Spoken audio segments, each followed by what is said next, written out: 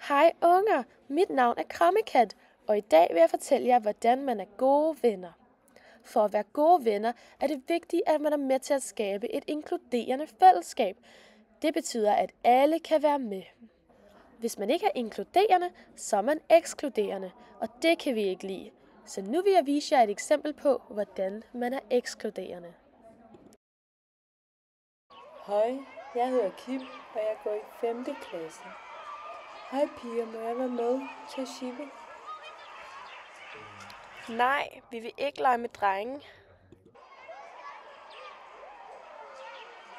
Kim, er du bøsse eller hvad, siden du vil shippe? Hvorfor er de alle så tarvelige ved mig? Jeg vil bare gerne shippe. De andre børn var ikke inkluderende over for Kim.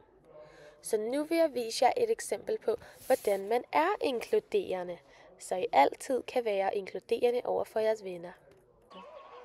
Hej piger, må jeg være med til at shippe? Ja, Kim, selvfølgelig må du være med.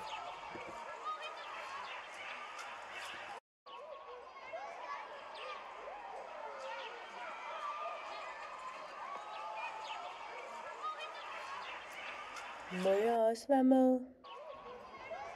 Ja, Må vi også være med?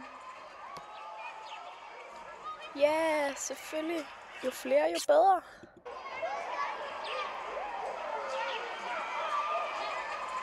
Nu blev Kim inkluderet. Ja, det var godt.